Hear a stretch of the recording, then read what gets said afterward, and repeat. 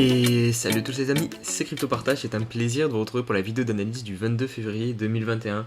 On débute la semaine avec une map qui est plutôt mitigée, Bitcoin qui tire dans le rouge à 56 000 $, Ethereum 1870 $ à peu près, et du côté des altcoins, on a notamment Uniswap qui retrace pas mal, Ada Cardano pareil, mais on a surtout la grosse performance de Crow qui vient faire un nouvel ATH tout simplement ce matin, donc à 0,22 $.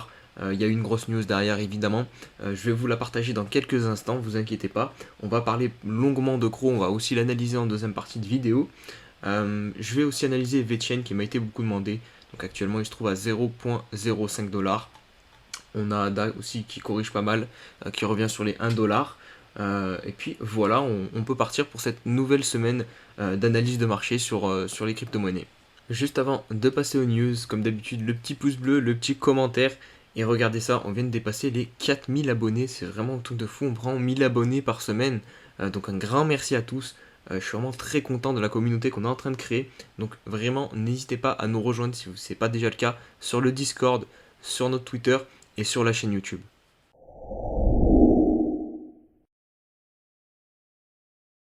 Allez, on attaque directement par la grosse news de ce lundi matin avec le jeton de Crypto.com, le Crow qui explose et qui vient toucher un nouvel ATH, faire son nouvel ATH donc à 0,23 $. Et tout ça découle d'une grosse news puisque la plateforme a annoncé qu'elle allait brûler 70 milliards de Crow, donc ce qui représente 70% de la supply maximale, donc c'est énorme. Regardez juste avant, je vous partage ce graphique. Je vous l'avais en fait partagé il y a 2 semaines lors de ma vidéo spéciale de 1000 abonnés en vous disant que c'était très pertinent de vous positionner à l'achat à la cassure de cette oblique. Bravo à tous ceux qui l'ont fait puisque là vous devez être plutôt content ce matin vu l'explosion qu'on est en train de faire sur le Crow.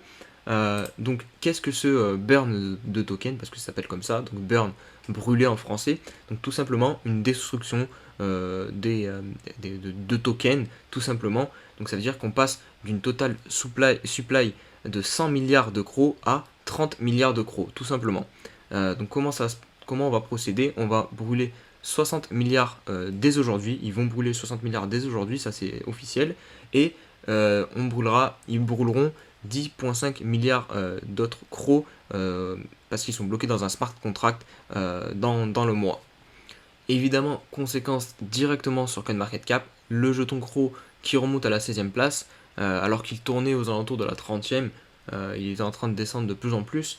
Donc voilà, là il remonte et ça pour moi c'est très important et c'est peut-être pour ça que les dirigeants de Crypto.com ont décidé de réaliser ce burn pour remonter justement au classement, puisque ce classement est très important, c'est un peu la vitrine des crypto-monnaies. Quand un débutant arrive, il va chercher, il vient sur CoinMarketCap, il va s'intéresser au top 10 des crypto-monnaies. C'est évident parce qu'il va se dire que c'est les crypto-monnaies les plus légitimes, les plus fortes fondamentalement, donc il va investir sur ces crypto-monnaies-là, sur les crypto-monnaies du top 10, du top 20, il va pas l'investir sur des crypto-monnaies du top qui sont classées 500e, 300e, non, il va se concentrer sur les trucs solides, ou en tout cas il pense que c'est solide puisque c'est dans le top 10. Donc voilà, c'est très important pour des plateformes comme Crypto.com d'être dans le top 10, dans le top 20, enfin d'être le plus haut possible. Donc moi je pense qu'il y a une petite raison de la part des dirigeants d'avoir fait ce burn. C'est ça, c'est pour cette raison-là. Allez, on se retrouve sur ce graphique qui nous est partagé par Charts BTC, des bougies annuelles du Bitcoin depuis 2011 tout simplement. Et on peut bien constater ici les cycles du Bitcoin avec 3 bougies de hausse, une bougie de baisse, 3 bougies de hausse, une bougie de baisse et 3 bougies de hausse. Et avec la troisième qui est toujours la plus grosse parce que tout simplement c'est bull run et le rouge du coup c'est le bear market. Donc là où je voulais attirer votre attention, du coup, c'est sur les bougies de bull run. Et en 2013, on voit qu'on avait fait 5400% de hausse sur l'année. En 2017, on avait fait 1300% de hausse. Donc ce qu'on peut constater tout simplement, c'est que plus les bull run avancent, plus on diminue déjà en termes de performance. Après, il n'y a eu que deux bull run, donc voilà, c'est compliqué de baser totalement son analyse sur ça. Mais on peut en tout cas constater que cette année, on est sur un 100% de hausse. Donc on peut raisonnablement penser qu'on a encore du potentiel, de la marge cette année sur Bitcoin. Et on va finir les news par ce petit graphique qui nous est partagé par Cactus sur l'Ethereum, et je le trouve plutôt pertinent puisqu'on a, c'est un biseau tout simplement, et généralement bah, il casse à la baisse, c'est une figure qu'on casse à la baisse, même si en bull run on a beaucoup cassé de biseaux par le haut, mais ça correspond avec ma vision du marché court terme que je vous ai partagé hier en vous disant qu'on montait beaucoup trop vite sur Bitcoin et du coup sur l'ensemble du marché, donc vraiment moi j'en suis presque à espérer une baisse à court terme. Et là, bah, ça confirmerait quand même pas mal mon scénario court terme, donc une grosse correction d'un moins 20 à moins 30% qui permettrait au marché de souffler un peu plus et de nous permettre par la suite de monter bien plus haut.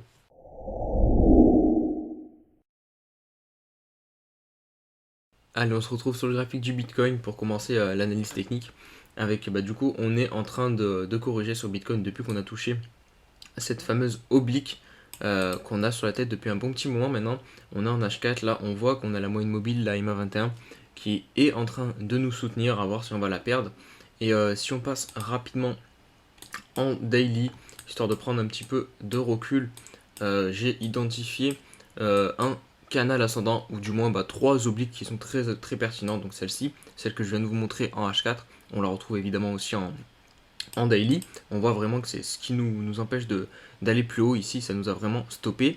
Maintenant, on a celle-ci qui est très pertinente aussi, puisque ici, elle nous a servi de support. Ici, elle nous servait en fait de résistance tout simplement. Et quand on l'a percée, on est venu s'appuyer dessus. Donc elle est vraiment très pertinente et il y a des chances qu'elle nous retienne si on corrige plus bas sur Bitcoin.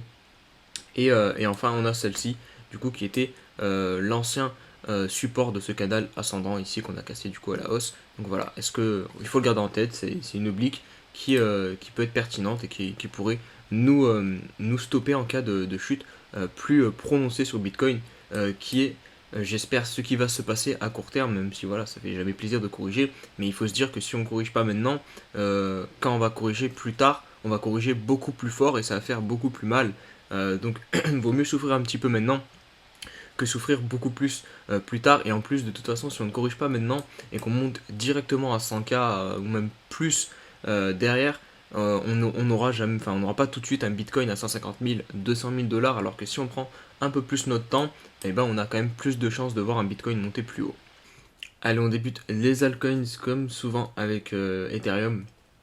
Donc pour constater pareil qu'on a, c'est un petit peu comme Bitcoin, sauf que là c'est plus un biseau qu'un canal ascendant, mais on a quand même une oblique qui nous emmerde hein, depuis un petit moment sur les terres. Vraiment on la travaille très parfaitement et on n'arrive pas à la casser. Donc forcément au bout d'un moment on va corriger plus bas et venir chercher un autre support. Et je pense qu'il pourrait être ici du coup. Et le graphique là, que je vous ai partagé il y a quelques instants sur Twitter, et ben, ça représentait la cassure de ce biseau. Donc on pourrait faire quelque chose comme ça. Et par la suite bah, venir s'écrouler et s'effondrer sur les terres. Donc c'est un scénario que je ne mets clairement pas de côté.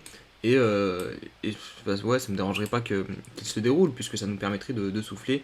Si on passe rapidement en weekly, et ben on voit, bon là du coup, première semaine depuis un petit moment, où on a du rouge, mais en même temps c'est normal, on vient juste de commencer la semaine.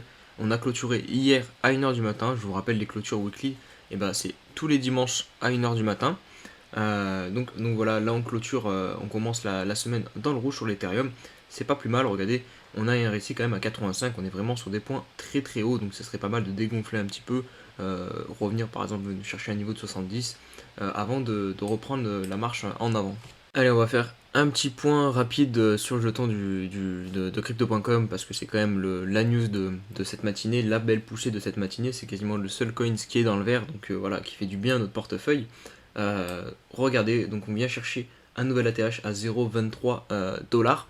Maintenant, bah, la question qui va se poser, on va passer de faut-il acheter à faut-il vendre, tout simplement sur le CRO.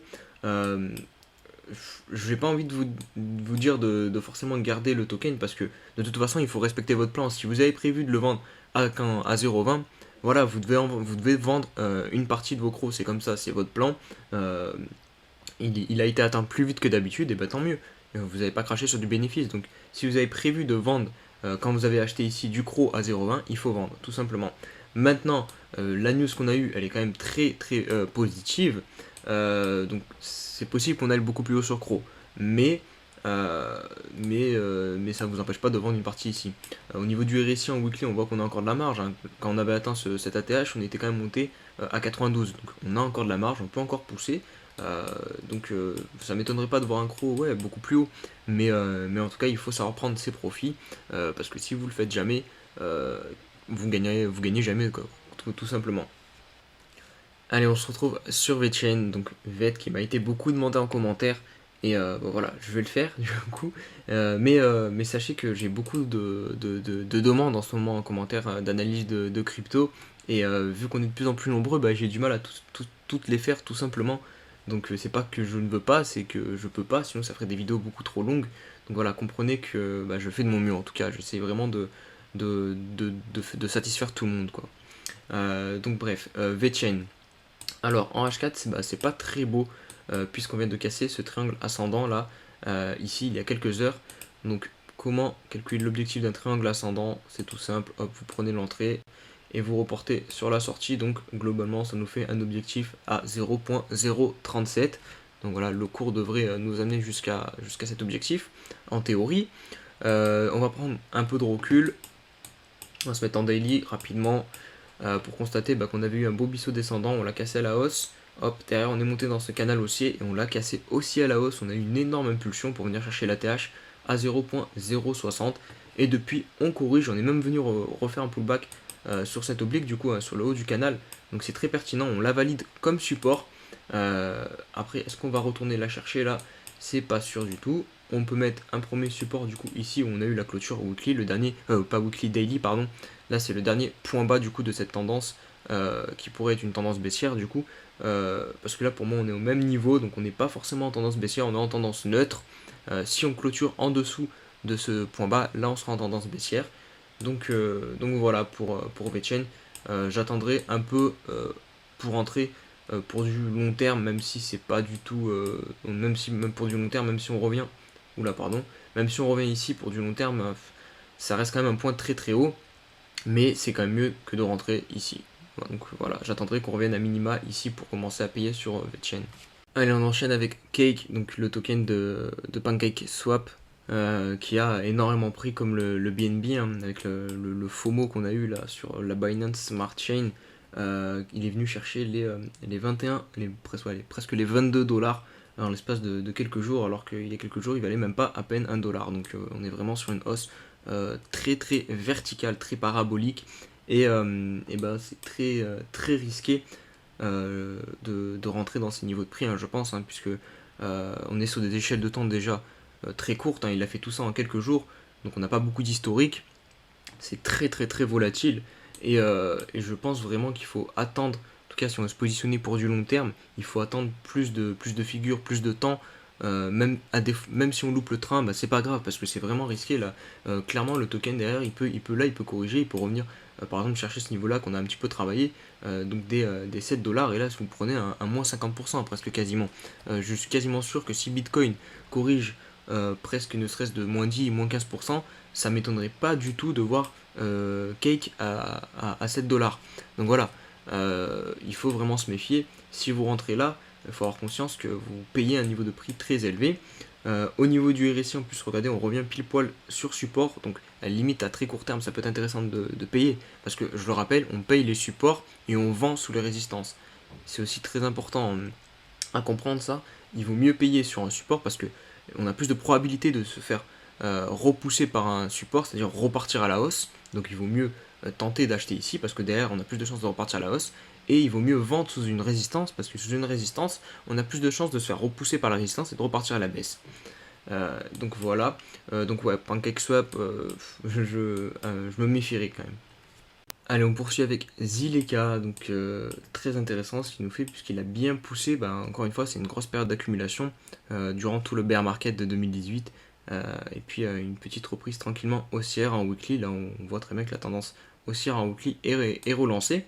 Là on vient d'atteindre un point haut de cette vague haussière à 0,16 dollars. J'ai l'impression qu'ici on a un petit support, qu'on est en train de créer un petit support ici, puisqu'on a vu aussi une clôture ici, donc potentiellement un support qu'on va tenir peut-être ici, qui nous permettrait du coup de nous relancer et de repartir chercher les plus hauts sommets sur Zileka qui sont à 0,23 $. Pareil, compliqué de se positionner pour du long terme sur Zileka. Après voilà, tant que le bull run n'est pas terminé et que vous êtes prêt à encaisser une chute de moins 20, moins 30% sur votre portefeuille, vous pouvez rentrer ici, c'est quand même mieux que de rentrer ici. Voilà, vous rentrez sur un support et vous jouez potentiellement l'ATH, vous jouez ici, vous jouez tout ça quoi. Et c'est clairement possible, je pense, en bull run. Tant que le bull run n'est pas terminé sur ce genre de coins, je pense que vraiment, cette hausse, on peut facilement revenir chercher l'ATH. Donc voilà, c'est un coup qui peut se tenter, mais il faut que vous ayez en tête qu'à court terme, on peut vraiment prendre beaucoup plus cher. Si vous mettez en tête qu'on peut prendre plus cher à court terme et que vous êtes prêt à voir votre portefeuille perdre beaucoup de valeur très rapidement, vous pouvez tenter le coup. Voilà. De toute façon, l'investissement, j'ai envie de dire, c'est que du plan. C'est pour ça que je dis que c'est très important d'avoir un plan. Vous devez créer votre plan. Et si votre plan, vous le suivez jusqu'au bout, il n'y a pas de raison. C'est soit il réussit pas. Mais au moins, vous avez suivi votre plan. Et on va conclure en beauté avec le Ravencoin. Donc, on m'a demandé de l'analyser, mais là, c'est pareil, je vais pas pouvoir faire grand chose. Donc, je connaissais pas ce coin. Pourtant, il est classé 50e. Je suis allé vérifier sur CoinMarketCap. En même temps, il nous a fait une hausse stratosphérique puisqu'il est venu chercher les 0,30 $ et qu'il valait même pas 0,02 il y a de cela 2 semaines. Donc vraiment, c'est un énorme pump. Il me semble que c'est plus de 1000%. Je vais vous dire ça tout de suite. Hop, on va prendre sur les 2 semaines. Voilà, c'est 1200%. Donc comment vous dire que voilà, j'ai encore des personnes qui souhaitent rentrer sur ce genre de truc.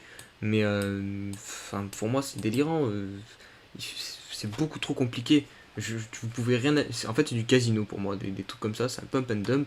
Je sais pas si c'est parce qu'il y a un gros fondamental derrière, parce qu'il y a une grosse news. Mais d'un point de vue de l'analyse technique, je peux rien faire. On a juste un petit niveau qu'on a travaillé ici. Voilà. Donc voilà, peut-être qu'on reviendra un jour s'appuyer sur ce support à 0,07. Mais j'en ai aucune certitude.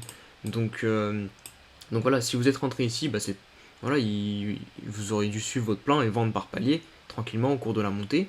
Et maintenant, pour rentrer, allez, on peut se mettre rapidement sur des échelles de temps plus petites, mais de toute façon, si on fait ça, vous ne pouvez pas investir sur du long terme en vous mettant sur des échelles de temps en horaire. Et moi, je me base surtout sur de l'investissement moyen long terme. Quand j'analyse, là, c'est surtout pour du moyen et du long terme. Je suis pas trader, je vous donne pas des analyses pour des trucs court terme, enfin très court terme en tout cas. Donc c'est pas très pertinent, c'est pas très utile d'analyser le H4. Voilà, en H4 on est en tendance baissière, donc voilà, maintenant il faut voir où on va trouver notre bottom. Là, je vous ai mis la TH, hop, là on peut tracer rapidement la trend baissière, vous voyez, on a 3 points de contact ici, ici et ici. Voilà, on est toujours baissier en H4. Donc voilà pour ce coin qui a bien pump. Voilà, c'est tout pour cette vidéo, j'espère qu'elle vous a plu. Si c'est le cas, comme d'habitude, le petit pouce bleu, le petit commentaire, et n'hésitez pas à nous rejoindre sur tous nos réseaux sociaux, le Discord, Twitter et YouTube. Et on se dit à demain pour une nouvelle vidéo. Allez, ciao ciao.